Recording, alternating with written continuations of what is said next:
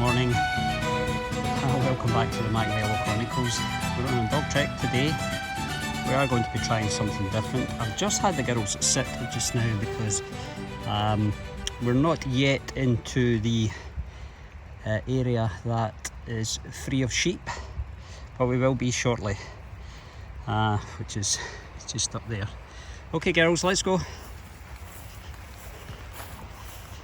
So, as I say, we are going to try something different today. I'm not sure how this will work, but we shall give it a go and see what the results are.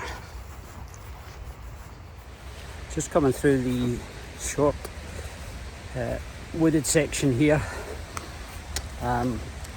What I'm going to try today is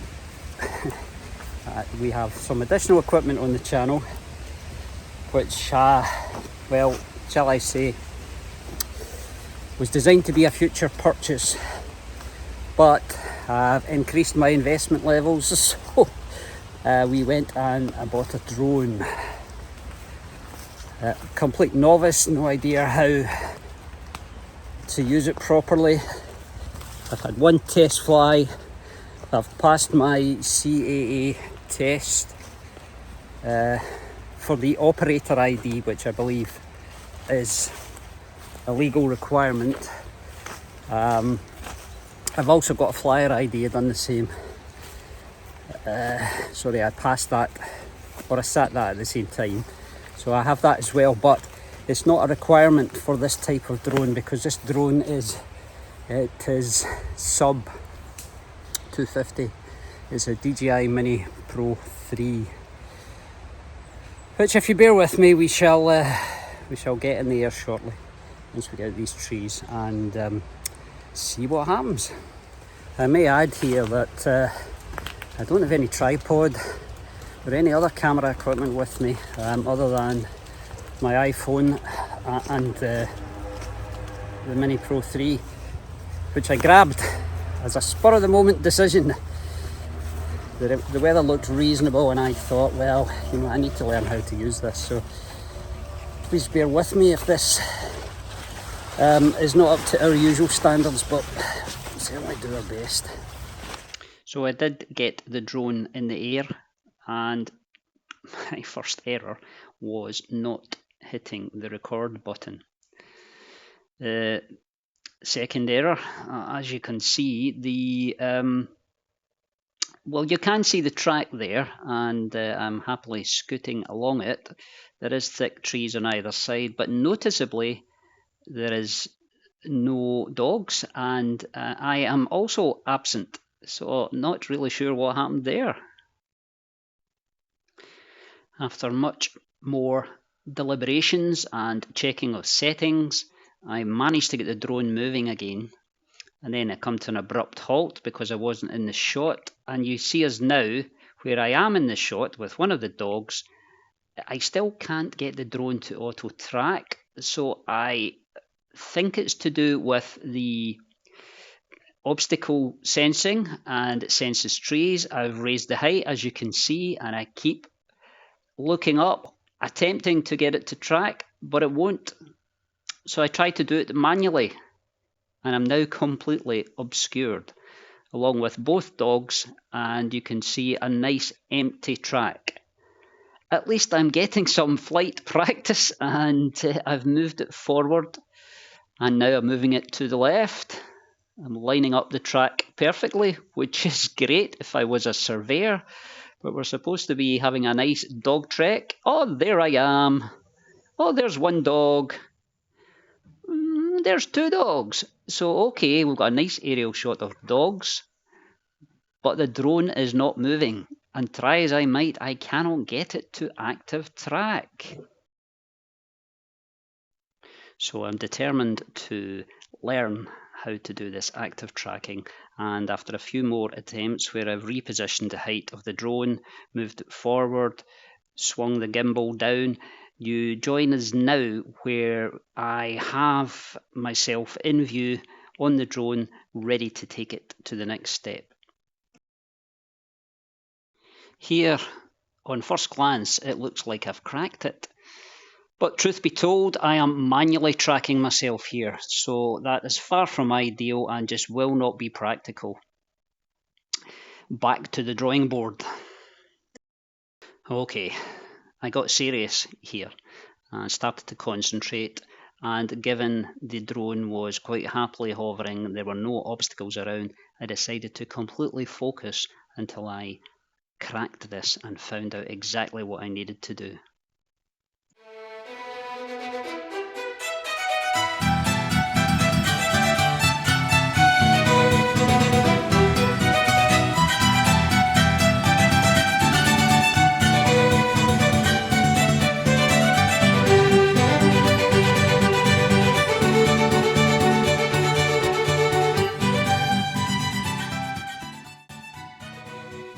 And just shortly after Alba, out of boredom, decides to wander off, I finally hit the right setting, and lo and behold, we have the drone tracking myself and Erin. I'm still unsure I have cracked this, and I'm looking nonchalantly in front of me in between quick glances on the screen. But yes, it would appear the drone, who I'll need to name, is following along behind. Indeed, well, checking for Erin there. Sorry, I thought I was checking for the drone. I'm obviously supremely confident. I stop, it stops, it readjusts. Alba's back on track. Oh, looks like we might have a dog walk in our hands here. Certainly the girls shoot away thinking that's it, we're back to normal. I scoot the drone up higher because I'm conscious of high trees in front of us, plus there are some power lines ahead, and I do not want to mess with them, or the trees for that matter. But the trees are my nemesis. Obstacle avoidance kicks in, the drone cannot find me, and we come to a grinding halt. So back I come, realising the drone has stopped, and I switch to manual control.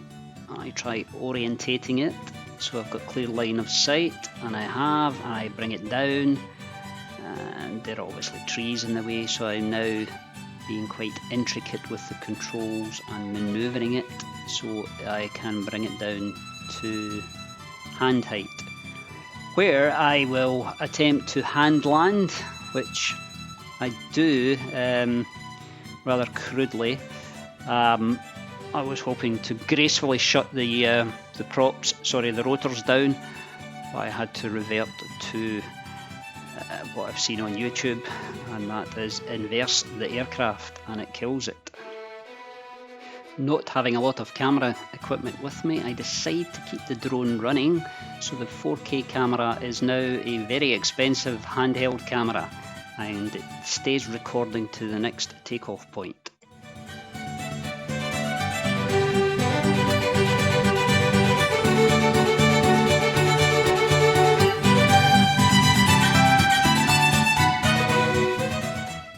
With no opportunity left for active tracking, I decide to send the drone high up to get a nice aerial view.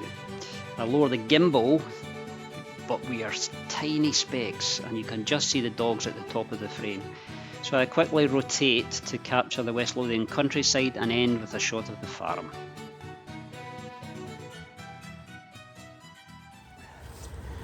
Well, as you've seen, I've got some footage. As first flights go, first proper flight that is, with trying to capture footage, well, yeah, still a lot to be learned and improved upon, but we'll get there.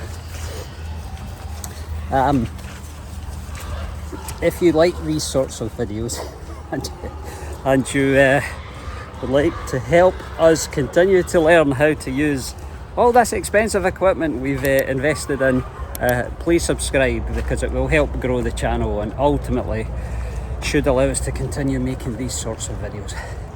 But for now,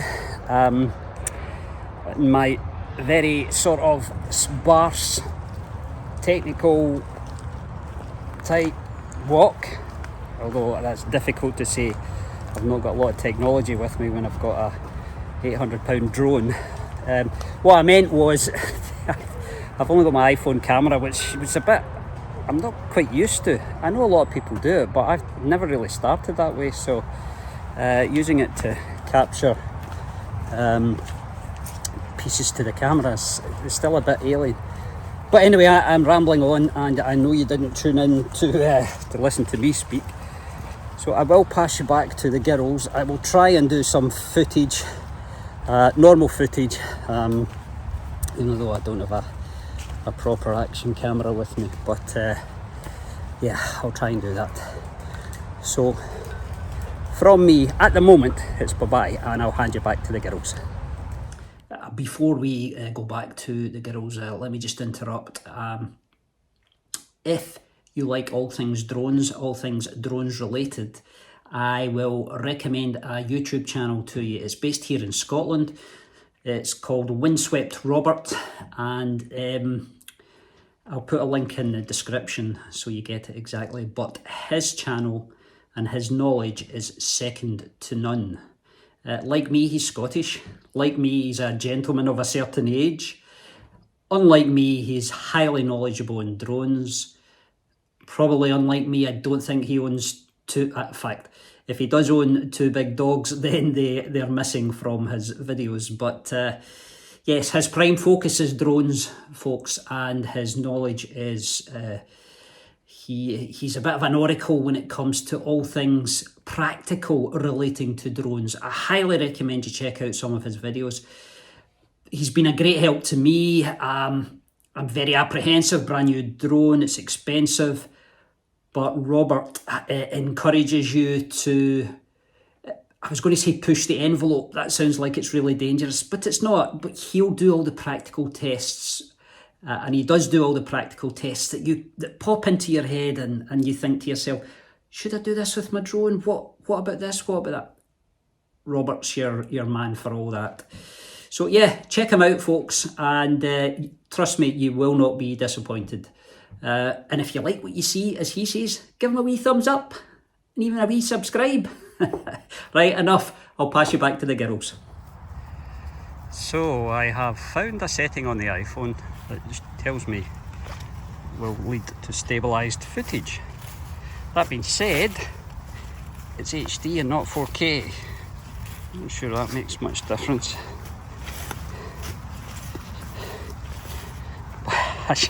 As you can see, the girls are, I think they're fed up. I wasted a lot of time on their morning walk there, trying to get that, trying to familiarise myself with the drone, and the girls are just settled into, okay, he's off on one, not paying us any attention at all, we'll just do our own thing. So they did. Lord knows what they got up to, but they're safe in this section. We'll come back to them if we'll come back to them if they show signs of energy. They're just plodding along now as if this is a chore.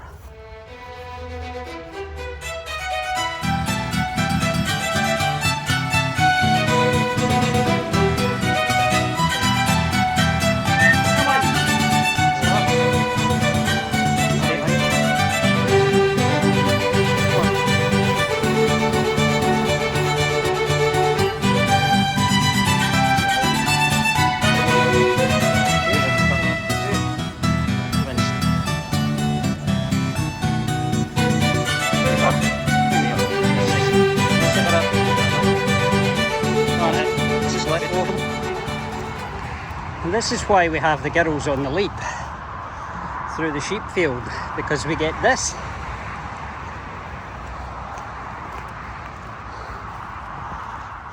Right, that's us finished this extended dog trek.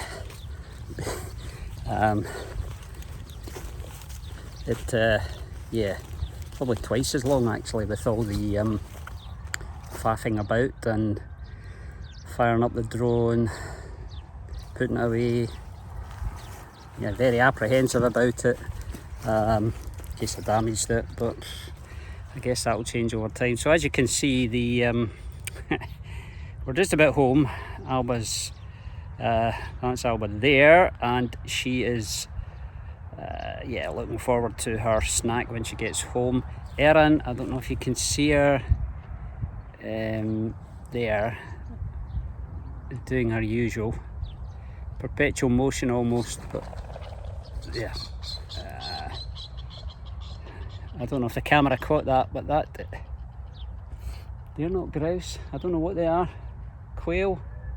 Don't know, I'll need to do some research, but yeah, one of the inhabitants of the crop field that the girls are supposed to deter.